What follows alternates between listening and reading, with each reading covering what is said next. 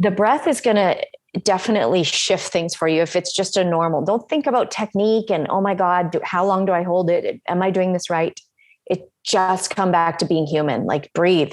And then ask yourself, is that true? Is that thought true? Is that like what's going on? The breath becomes the boat in which you start to navigate through this. When the things come up, that is not your sign to look away, right? It's actually a beautiful gift now that the breath has provided for you to do extra healing. The breath is reminding you that you aren't those experiences, right? The breath is reminding you that you are the thing that's experiencing those experiences. Welcome, beautiful beings, to season 2 of the Cosmic Love Antenna podcast with your host, Harrison Ma. This podcast sets the loving intention of creating the mystical space needed to pull back the layers restricting health, alignment, and love. Now let's walk you home to your cosmic spiritual heart space. In today's show, I'm excited about all of them, but this one will have a different energy because it's with someone I care about very much, someone I consider a very deep friend and a beautiful soul in this world. But before I get to her voice, her beautiful message and the insight she's going to share with us today, I just want to share some gratitude and some love for all the beautiful souls returning to the show. We feel you. I appreciate you showing up. If you're new to this podcast, this platform, welcome. We are growing week to week and you're a part of this. So I just appreciate your energy, your time and your attention today. Remember, how you can help us expand the light of the Cosmic Love Antenna is if you get some value out of this chat today, you can share it with a lover, a friend, a family member, and you can always go over to Spotify and Apple and leave your reviews, feedback, comments, and any insight you gain from these kinds of chats. Finally, if you go over to Facebook now, you can join the Cosmic Love Antenna tribe and community, where I spend a lot of time sharing more coaching, where the tribe shares their own perspectives and dive deeper into all things cosmic love. With that, I want to introduce the beautiful Aly Paws today. Aly is a yoga teacher, trainer. She certifies beautiful souls to go deeper into their yogic journey. She is an integrative health practitioner, a meditation facilitator, and a powerful dear friend. And today we're going to talk about pranayama. We're going to talk about the breath and how this modality, this way of living in many ways can really help us take a step deeper into our healing, into our love, into our practices, and so much more. Aly, welcome back to the Cosmic Love Antenna. Ooh, that intro. Thank you for having me back. Pleasure. Has it changed, my friend? I feel like last time I had you on the show, it was a while ago now. How's the energy? Has it shifted? It was a while ago, and I feel like you have done a lot of podcasts since, and so you have this like powerful underlying essence to it, where this is your baby, and it's open now, and it's just like flowing. Thank you, my friend. It's powerful. Yeah. Thank you for saying that. Well, let's get straight into it, because for people that don't know you, I'd recommend go listen to our first episode together. I think it was episode 20, 21, right near the start. And you can hear a little bit about Aly's beautiful journey, her story, her hero's journey from pain to purpose, and the beautiful light that she is now. And I had the pleasure of really getting to see you in that light, Aly, last week when you came into my tribe, the Cosmic Love Antenna tribe, and you shared some pranayama practices. And I was really inspired, one, by you, but two, just by how it reminded me of how powerful this practice of pranayama is, and how most of us are overlooking its ability to reconnect us into so many things we're not reconnecting into on a daily basis. So I think a good place to start this for you and for people listening is maybe you can explain and define what pranayama is. Okay, absolutely. So let's just take it first by breaking down the word. Pranayama, prana really is life force. And I mean, the breath is just the essence of life, right? We come into this world with the inhalation. And then we leave with the exhalation, and everything in between is just this. We're either on automatic, or we have the opportunity to control that breath and facilitate it and dance with it, right? So yama in the 8-limb path, if you study yoga, is part of the 8-limb path of the disciplines, the yamas, asanas, pranayama. So all of the 8 limbs, it's part of that. So really it means control, but I like to think of it as an extension. So I don't know if I really like the word control. However, you are taking control of whether you're retaining the breath and holding it, whether you're letting go and allowing the exhalation to be elongated, whether you're allowing different parts of your body to open up when you inhale.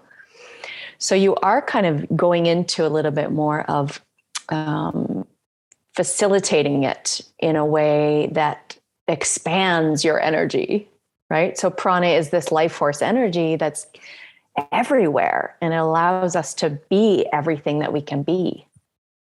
So that's basically a breakdown of pranayama. It's part of the 8-limb path of the Yoga Sutras from Patanjali. I think that's a beautiful explanation, my friend. Thank you for outlining that for us. And I think the piece there where you're describing the bringing in the life force and allowing it to move through us. And we're going to talk more about different ways, different types of breath work, the yin and the yang types in a second. But I think the conscious choice, the breath there are a few processes in the body that fall into this category, but the breath is probably the most popular in terms of it holds both those sides of the coin, right? It's autonomic, but then we can take that beautiful control over it. And I think we often overlook that when we can take that control, especially for people listening to this podcast, it can often help us through pain, right? It can often help us through trauma. It can often help us through, limiting beliefs, and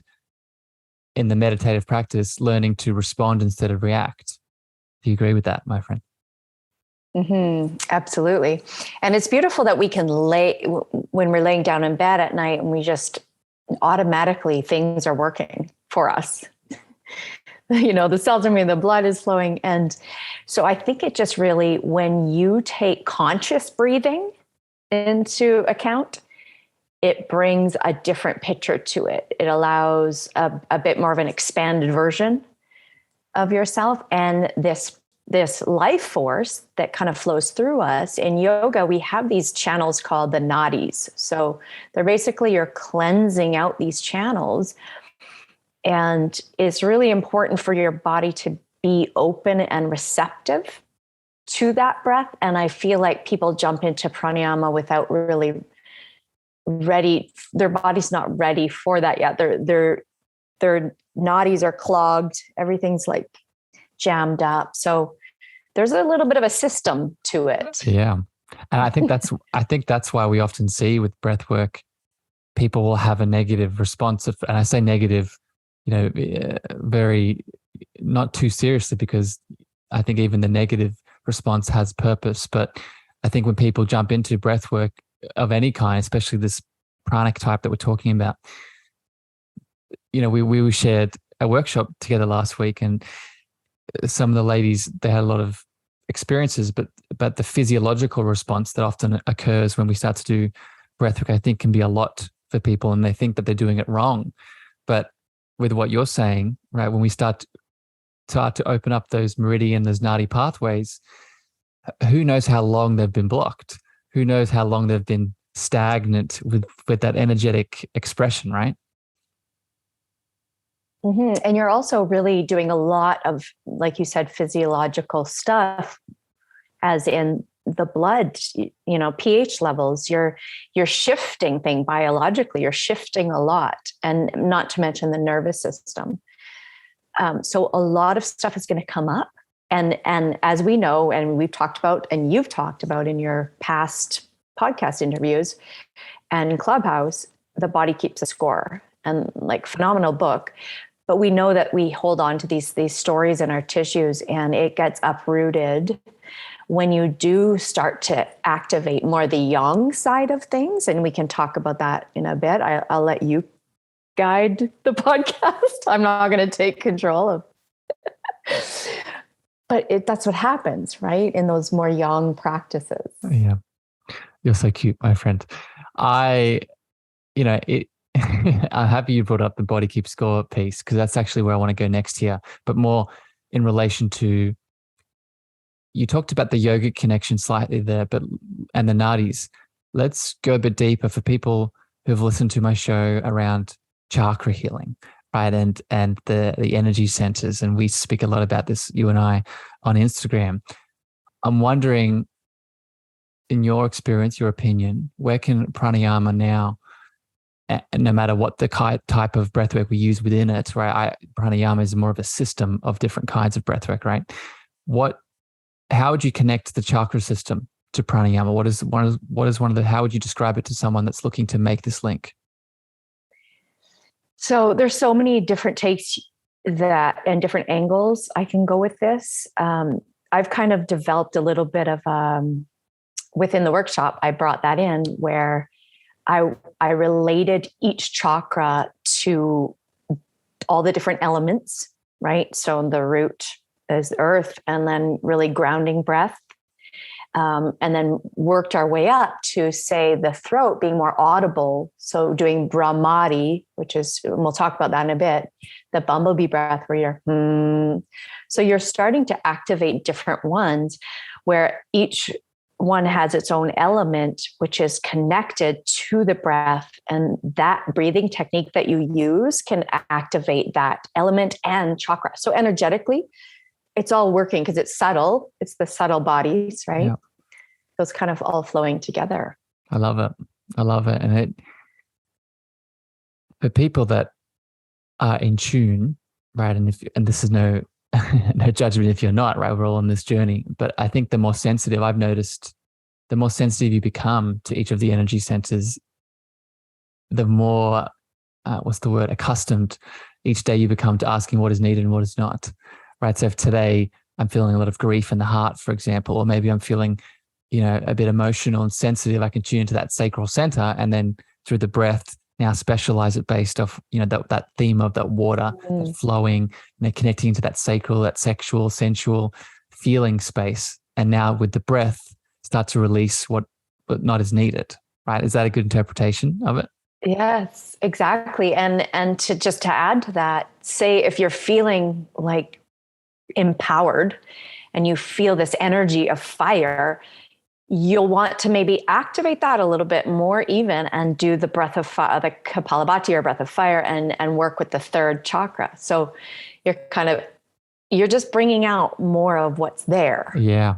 So let's talk about that now. So let's break these down into yin and yang practices, the different kinds of breath, right? Because as you said at the start, there are ones that are more of the parasympathetic, that push us into that rest and digest. And what you just alluded to then, there are types of breath work that get us more excited, get us more energized, activate that fire within. So let's maybe break down yang practices. What are some examples of some yang pranayama breath work? Okay. So first I want to preface, explain that the yang type of more, I would say, new school breath work that's happening in the world right now, or a little bit more modern, is the holotropic. And that's where that trauma release, it's quite intense, lots of emotions.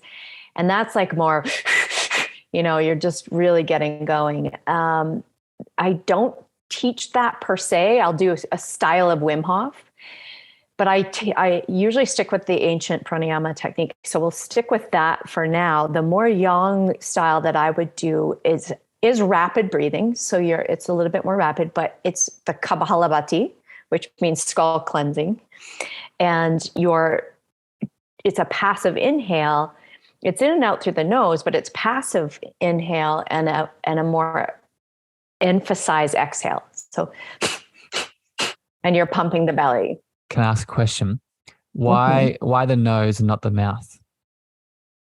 So, I don't like the mouth breathing for some reason. I don't know if I can give you an educated answer on that, except for the Traditionally, inhale. traditionally is there a reason?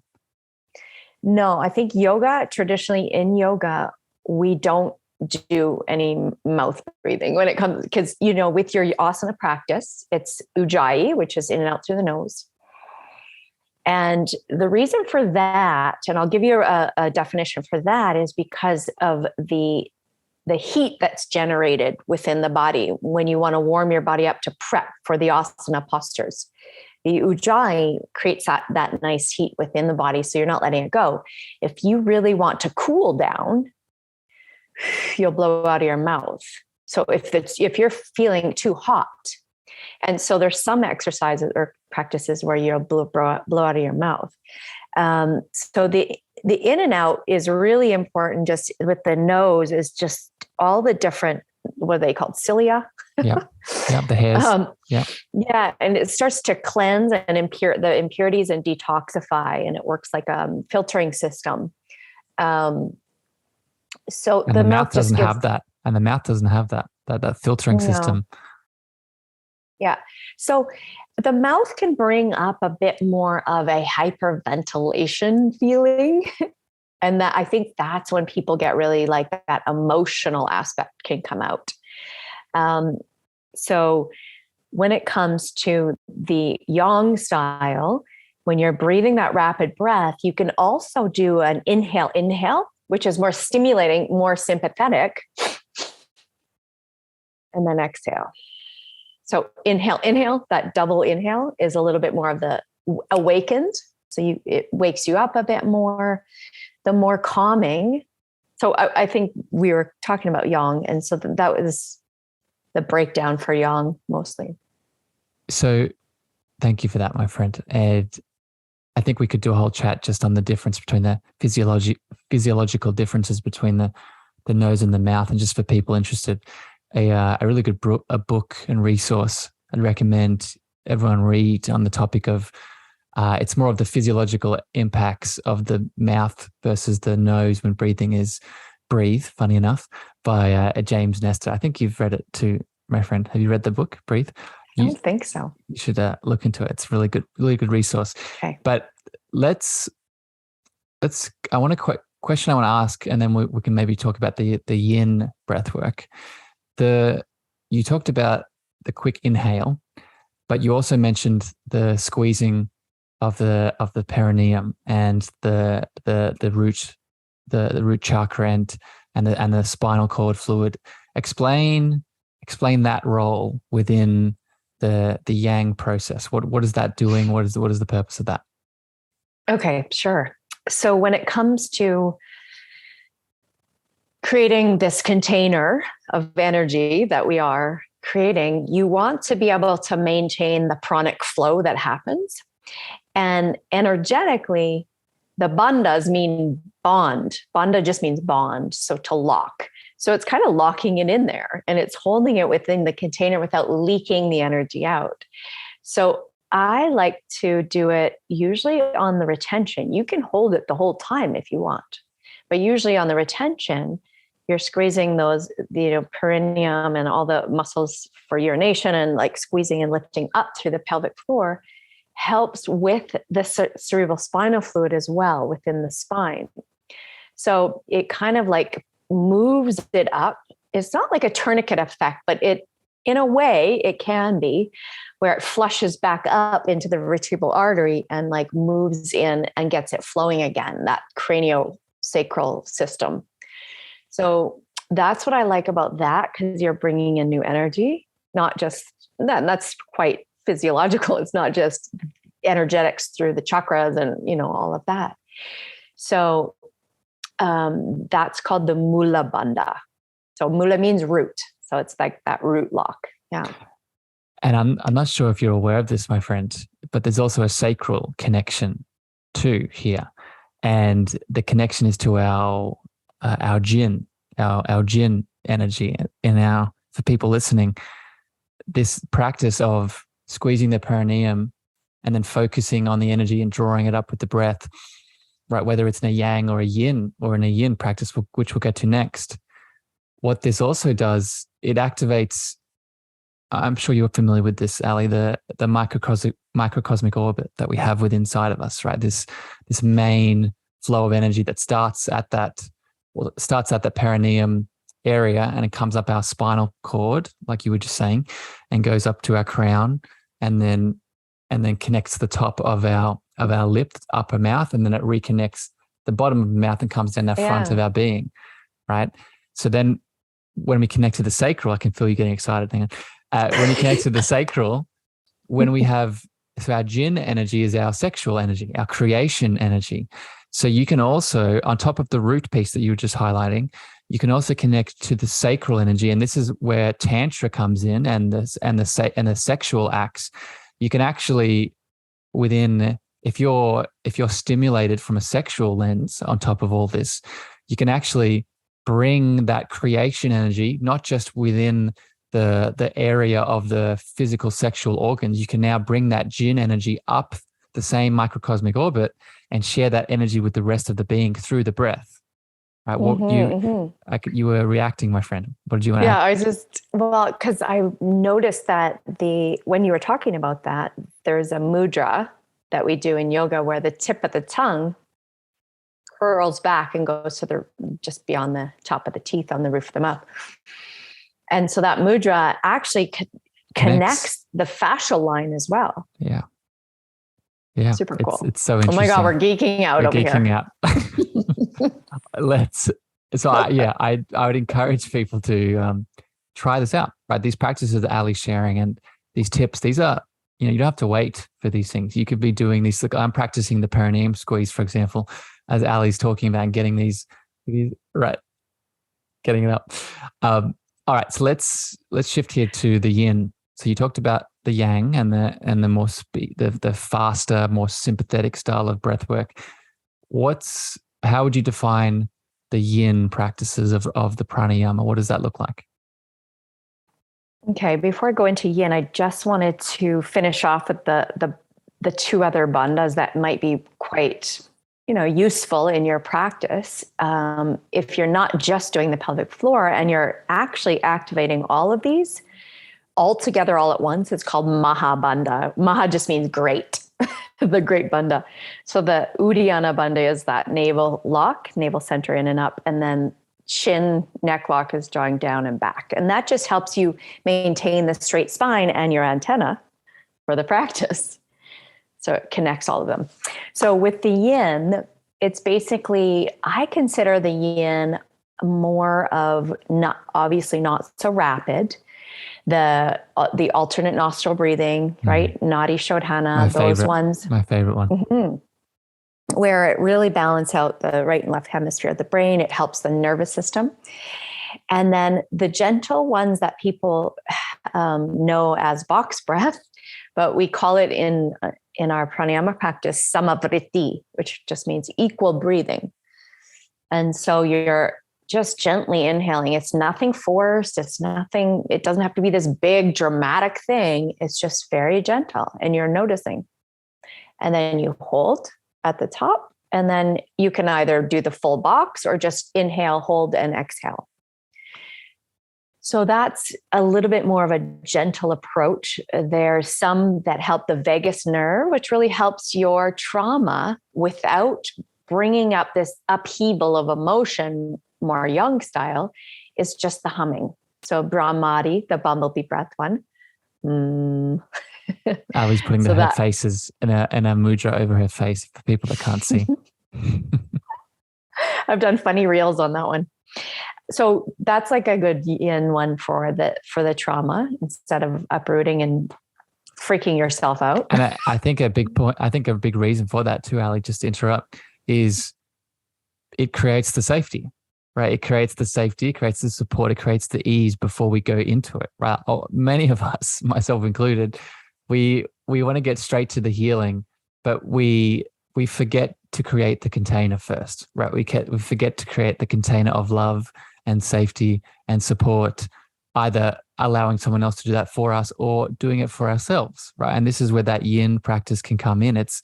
It's really when we start to connect into, whether it's the humming, whether it's the alternative nostril breathing, whether it's the exaggerated exhale, it's connecting back to that root chakra and providing the support and the security, the safety that we need to then go deeper into the things that need to be released. And if we skip over that, of course, we're going to feel a bit off centered and caught, like whacked over the face, because we haven't provided the container to release into, right? Do you resonate with that, my friend? Absolutely. Yeah, that was well said. So when it comes to the foundational piece, I love that. And see how the chakras are so interrelated with all of this. And then a couple other ones that I'll mention that are more yin and calming is just very simple. Like we do the ujjayi one when we practice asanas, like explain that one for people. Nose. Yeah. So ujjayi means victorious breath, and you're just breathing in and out of your nose. And it's kind of like, this is how we explain it to when I teach the teachers how to teach people is you place your hand up like it's a mirror, and you go like you breathe into your hand like it's a mirror, and you fog it up with your mouth open. And then you do it with your mouth closed. And it creates that little bit of a throat ocean sound down through the chest. So that can be done anytime, anywhere. If you're stressed in traffic or, in the lineup somewhere and you're just feeling the intensity, you just bring that in. It's gentle. And then another one is called cooling breath, and it's called Satali. So the cooling breath is just breathing through your tongue. And some people can't curl their tongue. I can't. That's the first thing I thought as soon as you did it. I can't do that. So if you cannot curl your tongue because you don't have that chromosome or whatever, then you just breathe through your teeth. And actually, this is a different pranayama called Shakari. So Shatali is like through the tongue, Shakari is through the teeth. So you would just do Shakari. And then you hold the breath, tuck the chin down. Now, most people just hold the breath and then exhale, but I like to add the tucking of the chin and the chin lock, and then you exhale very gently. Very simple, very loving and grounding and yin. And that's if you feel really heated and over hot in your practice at the end, I like to cool it down. I love it. So, Aly, thank you for sharing all these practices. And this is why I really want to have you on the show, because these aren't hard, right? Yes, I think some of them might require more practice. Like for me, I need to work out how to curl my tongue. But for a lot of people, this is just, we can start this right now. And I think that's probably the next question I want to ask you here. I'll share some of my examples and I want to hear yours. Where do you implement these breath practices in your life? What does it look like in your routine? So, for example, I start my day with the alternative nostril breathing, right? Because for me, one of the biggest wins for that yin alternative nostril breath is that it balances both the left and the right brain. So I do a lot of talking and speaking and podcasting in the morning. So doing that breath really balances me out in the morning to get started with my routine. And then a lot of the yang type of the in through the nose, the quick inhales and exhales into the belly. I do that when I get on calls or meetings, right? Right before I get onto a meeting, it really helps me, again, connecting to the chakras here, connects me into my power, connects me into my truth, connects me into, one, it connects me into the present moment, but two, it reminds me of who I am, right? It helps me move past the past, disconnect from the future, and really ground into this present moment with power and fire. So I'm wondering for you, Aly, what does it look like? Do you use some of these practices in your daily routine? Absolutely. So usually for me, it's first thing in the morning because I do my gua sha stone face massage and then I meditate. And interesting that I love this question because so many people don't know when or where, or how to start. And when I really got deep into pranayama, it was after my asana practice, because that's how we were taught to open up the body, be prepared to sit for meditation, and then we were open for pranayama. So I usually did it after my yoga practice, but lately in the last year or two, I've been doing it right after my meditation in the morning, first thing. And it's a little bit more of the yang style. I mix in Wim Hof just so I can kind of wake up, but I also do just, one nostril instead of alternate. And I do 10 on each side. So that gets things moving. It shifts my mindset. And I love what you said about connecting to your inner being. Yeah. And you do, so just to clarify, when you do both, when you do one on one side and the other nostril, are you doing it the fast, the yang style, or the slow style? No, just in and out, in and out. Because that was a practice you shared with me too, right? The alternative nostril breathe, but doing it fast, right? You could do both. Yeah. And you could do both. Yeah. So just because it's in the morning, I like to gradually, like you said, move into your day. And then if you do need to have like if a call or you have a speaking gig and you have to be alert and awake, then Bastrika is really good. I didn't teach this one. If you want, I can share it with you. Please. Yep. And share where you use it. So share it and then explain where you sort of add it into your day. Yeah. So I usually use this midday when you want that cup of coffee or I'm going to speak on stage at Clubhouse, or, I have some kind of meeting and I just need to wake up and get my energy shifting. So this is more up through the rib cage, and it's called bellows breath. So think of a bellows, like, stoking the fire. And that's basically what it does. So it's the diaphragm is the primary breathing muscle up by the rib cage here. So it's like, I just put my hands on my rib cage and by my chest, and I feel that action of in and out, in expanding and contracting. And then it's like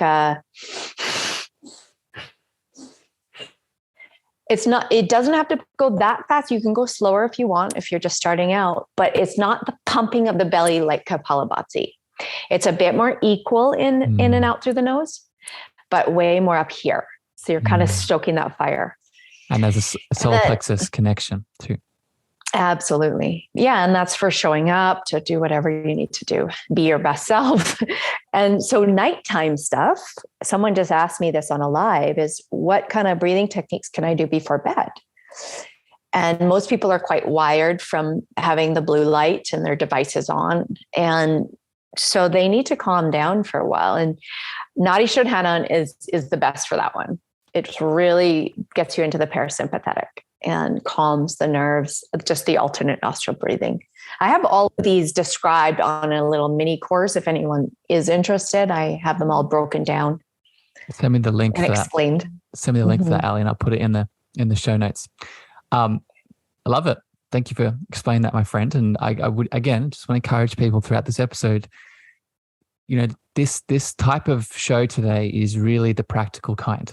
Right. So incorporate these, let us know how it goes, reach out to us and see what comes up. And this is now sort of where I want to go next with this. And we've alluded to this before, but I want to break this down a little bit more here with these practices. Okay. So we've implemented them into our day, either in the morning, the evening, when we have meetings.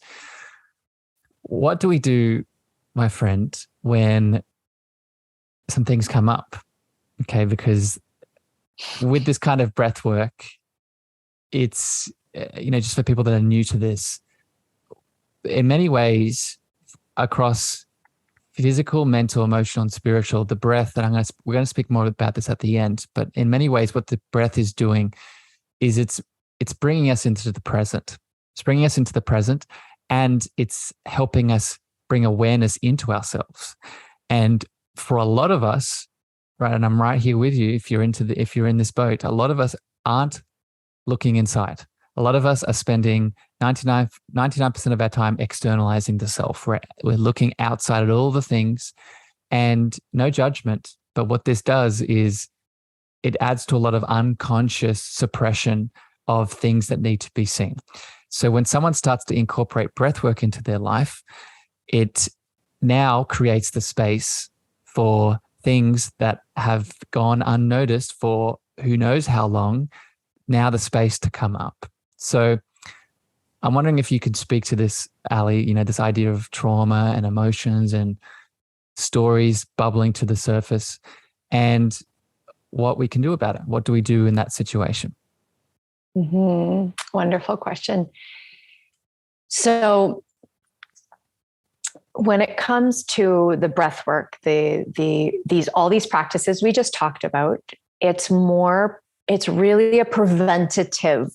It's preparing you to be in that space of, okay, so now you're in the moment of it. Now what?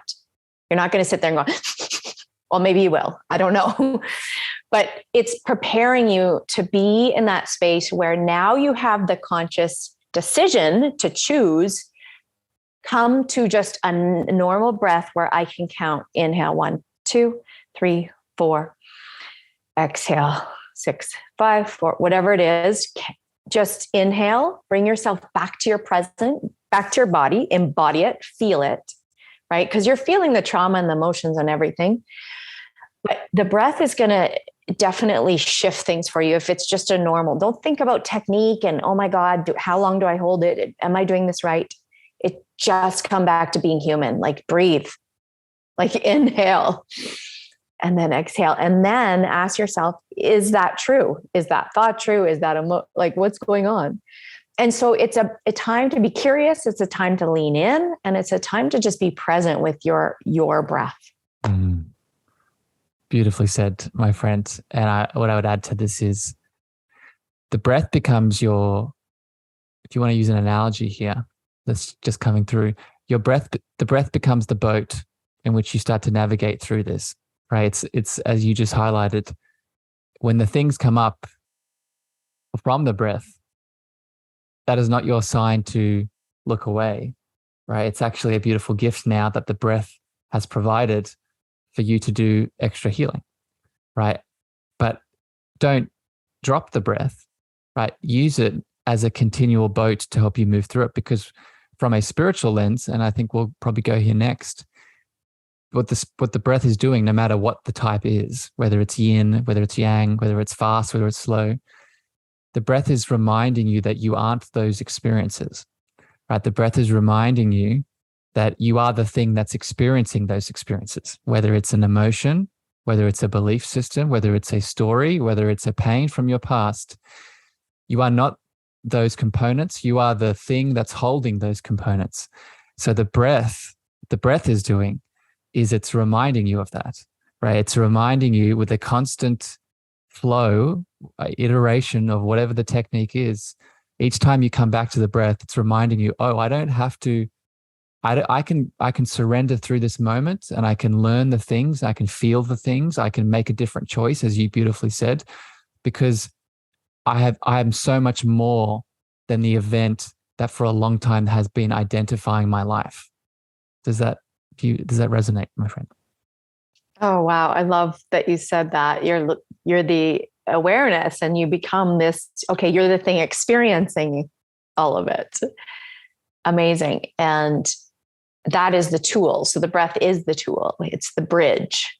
It kind of bridges the mind and the body and allows you to have the space to observe that you're not connected to, you're not that thought. You're not that, not even the body, right? Like, let's be real here. Yeah. Yeah. And let's go into this, because I think this is really, when I think about using the breath in my practice with people, this is the reason I use it, right? Just very simply, it's because I would refer to it as the breath of love or the breath of God, right? One of the practices I use, and I'll just share this, and then I want to get your opinion on it, my friend. One of the practices I use with the breath is I'll do a chakra cleanse, right? And for people that are new to this, it's just going into each energy center and releasing all of the shit that we pick up on a day-to-day basis, right? Thought forms, emotions that are suppressed and ignored. But what I intentionally do is I'm doing a more of the yin practice. I'm breathing in slowly through the nose. I'm breathing slowly out through the mouth. But I'm intentionally, with my mind's eye, each time I'm breathing in, I'm visualizing the outside love or the outside God or the outside source, whatever you want to call it, I'm imagining and visualizing it coming to each energy center, going into the space inside of me that's holding resistance. And then I'm breathing out anything that's not serving me. And I do that through each energy center. So I want to get your perspective on this, Aly, and what you think of this. But just to summarize it, what it's doing now, very simply, is it's helping you connect and realize that everything outside of you is also inside of you, right? Whether that's presence, God, divinity, love, that which is outside is also in. And it is through the breath that we can be reminded of that. What are your thoughts on this, my friend? What's your perspective? Yeah, consciousness is consciousness. Yeah.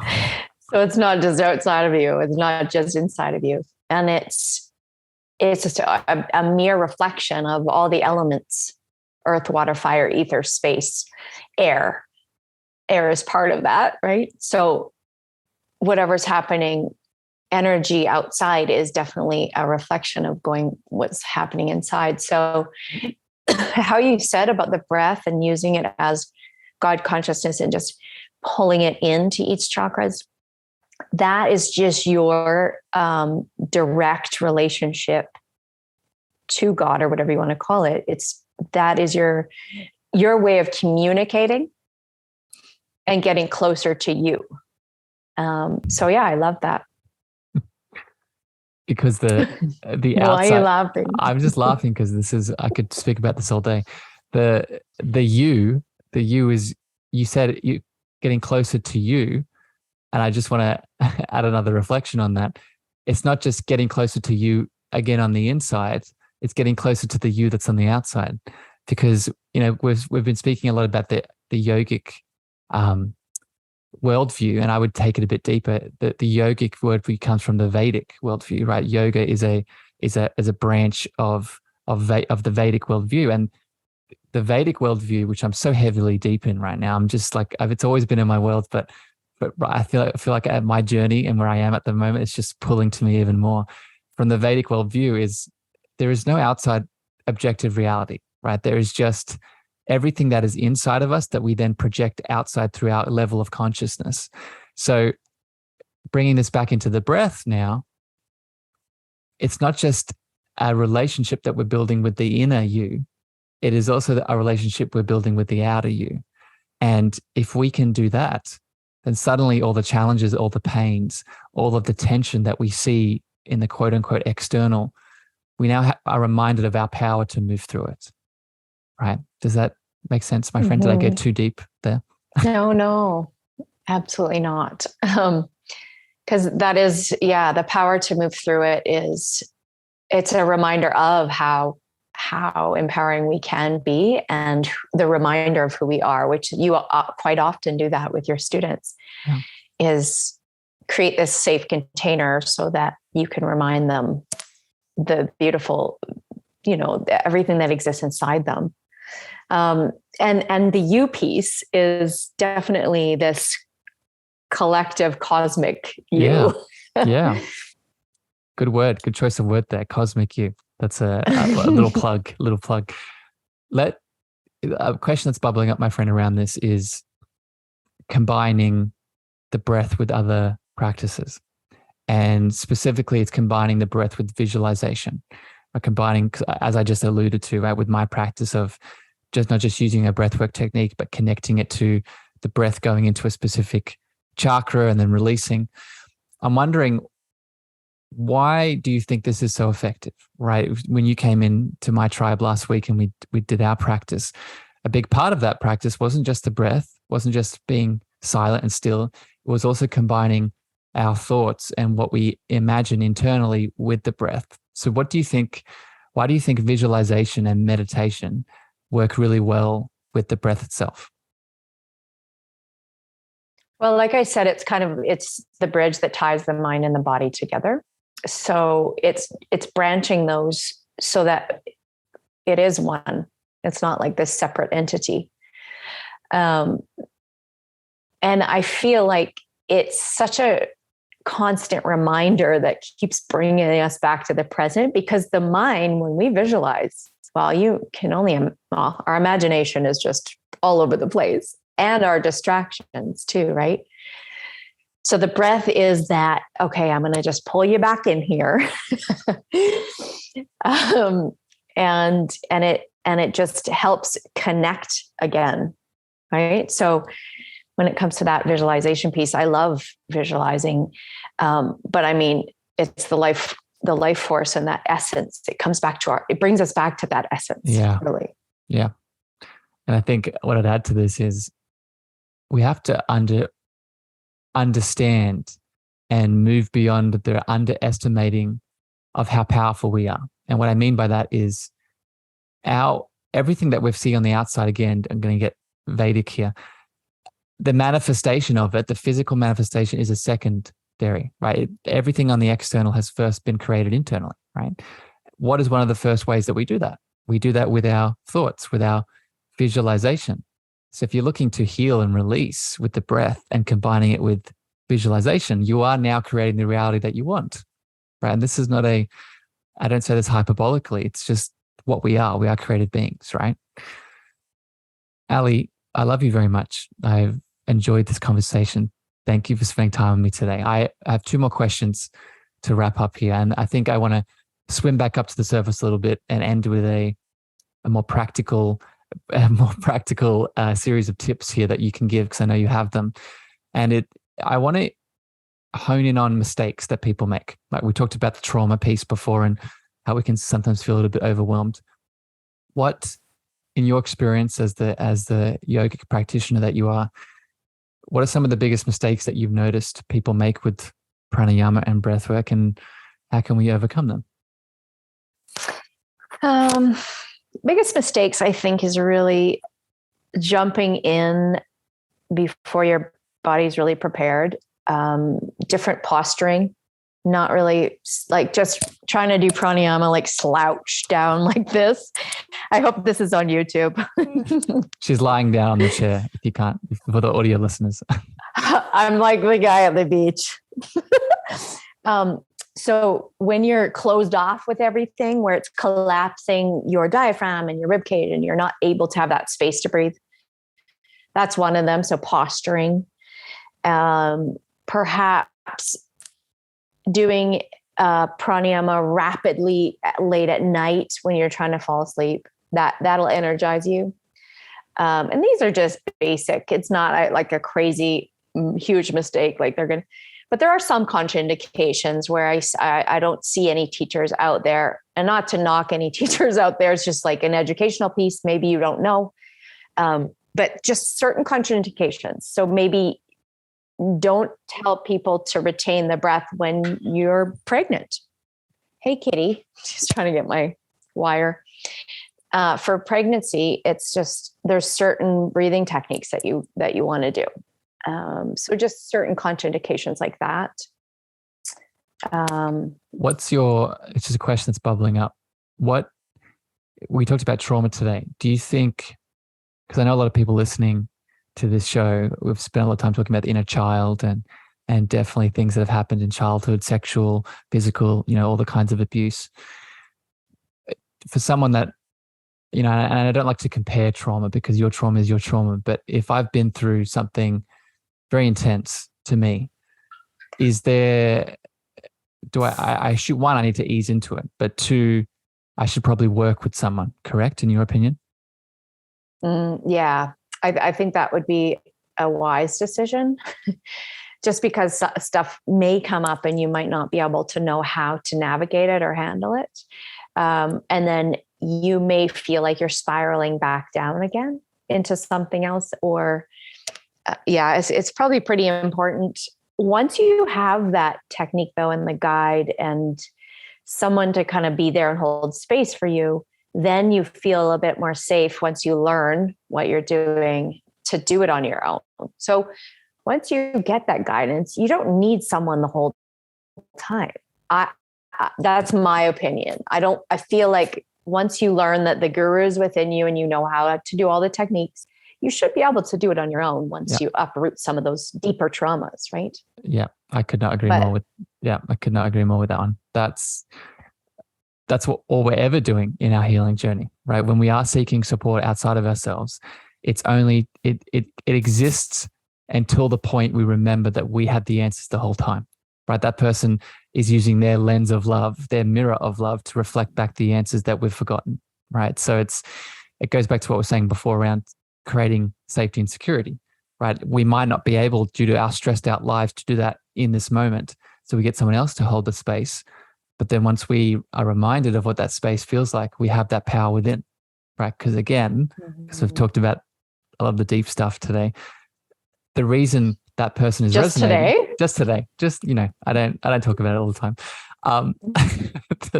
The reason that person's resonating is because it's in you, right? The fact that you are pulled to someone externally, just because you're not aware of it yet, the fact that you like it means it's you too, right? Aly, thank you for spending time with me today. I appreciate you on so many levels, and this has just been another layer that I've got to learn about you, that I really see your mastery in this world. If there is anything that you want to promote, if people have loved your voice, loved your heart, loved your value, how can they reach out for you? How can they get some more of the Aly goodness? Thank you for that comment. And I love you too. And I really feel honored to be on your podcast. And I love watching it grow and all the wonderful guests that you have on here. So where can you reach me? Well, on a reel somewhere. No, I'm just kidding. No, I am on Instagram quite a bit. So you can DM me there, Aly Paws, ALYPAWS. And then that's also my website. I have an online studio where you can practice weekly with me on Zoom. And then there's a community there, and also a ton of on-demand videos, over 100 videos. Lots of the mini pranayama, like the courses, mini meditation. So yeah, just find me on Instagram. That's probably the best. She has a lot of cute dances and moves and faces and shifts. So she's Aly's Instagram, her TikTok, her social media presence is quite entertaining. Oh, he's not even looking. Yeah. I could feel it. Aly, thank you for spending time with me today. Beautiful souls out there in the listening lounge. Thank you for bringing us your energy, your time, your attention.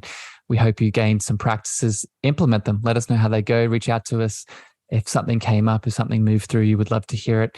But until next time here on the show, we send you love, we send you light, and we'll catch you next time here very soon. Bye, everyone. Before I leave you today, beautiful beings, I'm so excited to share a special announcement just with you.